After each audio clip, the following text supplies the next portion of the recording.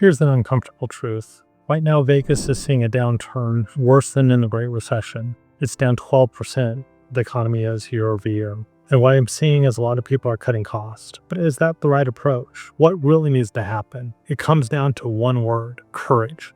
If you take a look at a Harvard study, looked over 3 recessions, studied 4,700 companies, they found 2 things to be true. First, companies that cut cost and only focus on cost cutting saved about 21%. Customers that focus just on investing in R&D and marketing grew about 26%. Those that focused on both, so they're both playing offense and defense, they cut operational expenditures and they invested strategically, grew 37%. So the question is, do you have courage to take both approaches at the same time?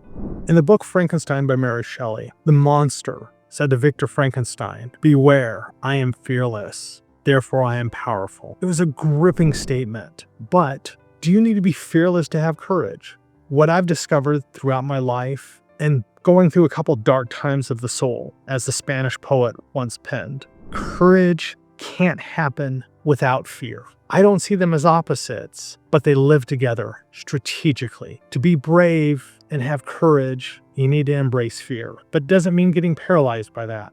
What I mean is fear, it should have a leg to stand on. You should have fear, but courage and bravery need another leg to stand on, and you probably need to give them equal time. If you are not scared of doing something that is new, then I don't think you're trying hard enough. I've done it with small medium business. You can do it too. If you look at the study, they said the 2 companies where they invested were mainly in R&D and marketing. I don't think you need, in SMB world, maybe not so much R&D, but if it's pivoting on the products, but marketing, it's more than promotion. It's getting the product right, the price right, the placement right, and then finally promotion. At the same time, having a good case of fear that keeps you grounded and realistic. Courage in this study came down to 9 significant points. And we're going to go through them here and talk about what it takes to be courageous with small, medium business. So let's take courage apart. First, it's about operational efficiency. You got to have coping. That's the first C. You need to stay grounded when chaos is about you. The second is confidence. You need to have a clear vision of where you're going. Know the ground. You might not know it 100%, but you need to be confident. And the final one is calm. You need to remain calm, not blow your lid at the minorest infraction. Be that steady rock in the storm for you and your employees in a small business. What do we mean about confidence? How, with everything going around, can you be confident? There's a study done once where they looked at first responders going into, like firefighters, going into a building where they don't know the structure, they don't know the layout. What they did and what they learned is they had to take small steps one by one until they saw likenesses, until they seen things that they've seen before, and they began to understand. And then they still continue to act. It's not all at once. It's not running in with your hair on fire. It's little by little. And that's what it means to be confident. At the same time, you need to cope with things that come and also have a calming nature when things go awry. Let's talk about a company that did this in Atlanta. They were a lawn care company. In Q2, their revenue went down 22%. There was a panic about it. They didn't know where to go. When they analyzed the numbers, they saw that most of the customers, nervous about the company and houses, so your residential customers, were delaying major decisions. They weren't upgrading the yard right away. They saw their commercial customers were only down 9%, still doing well. So what did they do? The plan was to refocus their sales team on commercial contracts. That's monthly contract, month over month. They decided not to lay off 22% of their workforce, but rather focus on what are the ways that we need to become more efficient. Were there some layoffs? Yes, but not 22% of their workforce. They focused on growing. Overall, what came about of it? They saw increased growth in the 3rd quarter. What did their competition do? Their competition laid off, as a gut reaction, 30% of the workforce. They lost their crew chief. What happened when business came back in the 3rd quarter? Unable to meet demand. Customers upset that things weren't working as before with them and began losing even more. So ask yourself, what is the operational efficiency that I need? It's not about simply cutting cost, but it's more about operational efficiency and where's the right area to improve. I went through this too. One time I was in a lease, it was $4,000 a month. What did I realize? I was only in the building with my staff 1 day a week for 2 hours during staff meetings. Otherwise, my techs were in the field at the time. What did I do? When the lease was up, I stopped. I didn't renew. It was a scramble. I moved into a storage place with extra space storage, great company to work with. My $4,000 bill went down to $217. That's a $3,800 savings. Did I have to lay people off? No. I looked at ways, how could it be more operationally efficient? Was it a little bit tighter? Absolutely. But we managed to go through some of those adjustments. Some of it was, could I have a locker for each one of my techs so I know what they're taking? No. But on the other hand, I had to hire techs that I trusted. So things needed to change little by little. That is the way we focus on being operationally efficient. Let's talk about being calm. It's one of the key skills. Calm and patience kind of go together. So they had this dentist practice, 3 dentists, lead dentists. They were looking at revenues going down about 27%. The patients were decreasing. They didn't know what to do. Option A, freeze everything, reduce hours, and tighten up the budget. Option B was they held a staff meeting, got information from everybody, solicited ideas, explained what was going on to get everybody bought in, and say their goal wasn't to reduce hours or cut pay. One of the ideas from one of the hygienists, what they heard once, was to start a membership plan. So they looked into it. They started a membership plan. They charged $89 a month. They were focused on people that had insurance but wanted alternative options. And that provided them with 3 cleanings per year and also 20% off all procedures, even if you were covered by insurance. What was the outcome of that? They saw a quick influx of cash. They added $70,000 to the total revenue. Didn't need to cut hours. They actually extended hours to help be more accommodating to customers. Their competitor down the street about a mile froze budget, cut hours, cut staff, lost 2 of the 5 hygienists. And those 2 hygienists were his best hygienist. So staying calm means not overreacting, but taking a look. How do I change? I just went through this myself in Vegas. I had a company, budgets were getting tight. No one wanted to talk. We were being ghosted. Everybody loves being ghosted. I know, but people weren't returning calls. Oh yeah, we'll get to it.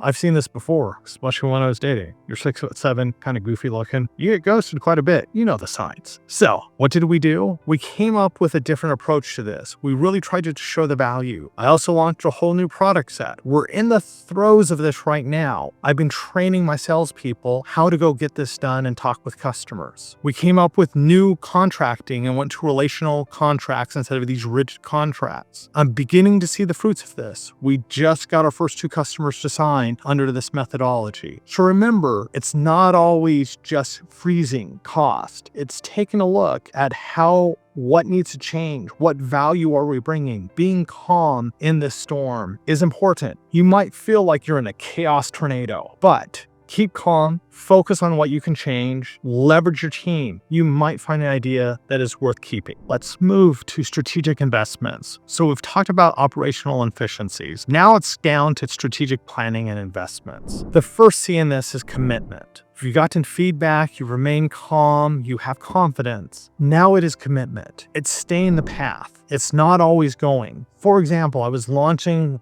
a new product set, teaching my salespeople as I once talked about. In the first little while, they were kind of having whiplash with what was going on. They didn't know what was going to be solid. And what I learned is I had to be committed. Do the analysis, get the pricing right, make sure the product resonates, understand the value prop, but then we're staying committed to this. We're not waffling. We know where the competition is and what our value is different. So now I'm working with AI, making pitch decks, testing things out, understanding where the competition is. And what are we seeing? We're seeing more discussions with customers. We're seeing customers close because they're beginning to understand the value prop because we committed to a course of action. I am scared every single day on this, but I know in the gut instinct, and you'll see research we'll talk about later, your gut instinct sometimes is more correct than you realize. I felt good about it. My business partner felt good about it. My leads felt good about it. They understand where we're going. We're collaborating together. We're committed to making this happen. Yes, it is scary. and I'm thinking I'm losing hair. I'll probably be bald by the time I get done with this whole venture, but that's okay. I know I'm committed to the next steps. You're never going to have 100% of the information you need. At best, the studies show you're going to have 80%. 80% is good enough. Keep going forward. You can pivot along the way, but stay committed to the path with your value prop. Your value prop is key. Once you understand that, that will start to resonate with customers. Also remember, on commitment, sometimes it takes customers 7 or 8 times to agree to something. Very few sales, 1 or 2%, happen on the first encounter. It takes time. You need to help customers understand and feel comfortable. That takes commitment. It also takes the backup of having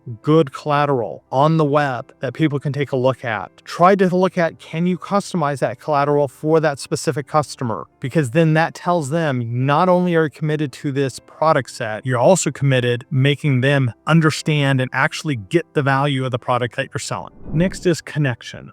Build partnerships now. There's an insurance agency. Market was down. 2 agencies were going side by side. Referrals were down 35%. Things weren't working as they used to. One agent froze spending, focused on what he had, tried to go his internal clients. The other one started networking more. There's great networking opportunities. If you don't know, send me a note. We can probably find them in your city, whether it's BNI or different networking opportunities. There's several out there. You just need to look for them. But they networked. This other insurance agency networked with 2 insurance agents, plumbers, electricians. Why? Because they were going to refer clients to each other. The plumbers would refer them when someone had a bad accident and then think about homeowners insurance or making sure they had the right coverage. The real estate agents, they needed someone that they could trust to have home insurance and get that ready in a faster amount of time. That is the goal. When you network, you do better. But you got to network with the right people who are going to send you the right referrals. You can't just network with anybody. Are you wasting your time networking? Great question.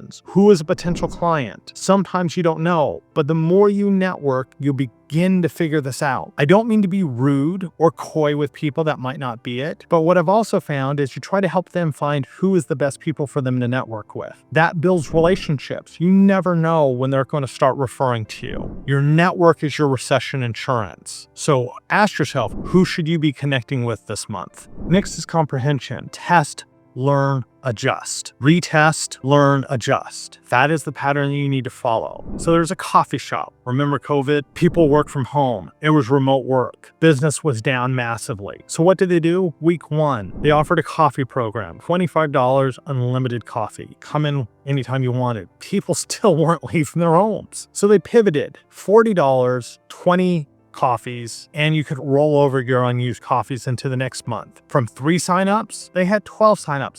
Still not great. And then they changed it to include a friend, $3, bring a friend. 27 signups. Ultimately, that was $1,080 for this monthly program. That was $1,080 in recurring revenue. Not everybody took it up all the time. That is where they made the money. But they had to pivot 3 times. They had to test, act, and repivot. So it is test, learn, adjust fast. That is what you're going for. You do it quickly. That way, 3 weeks, 3 different trials. Now, here's the secret for an SMB. You think a big corp can do this? No. It takes 3 months just to get something approved. So while they're in committees trying to figure out what to do, you can pivot fast, fail fast, reassess, pivot, and you can keep doing this until you get it right. Not meaning all the time. Start off, again, I'm going to keep stressing this. Make sure you have your value prop right, but then pivot, learn, act fast. That is the way you keep that going so you hit the market. It might take a couple tries. It's more than 3 tries. You might want to think of something else.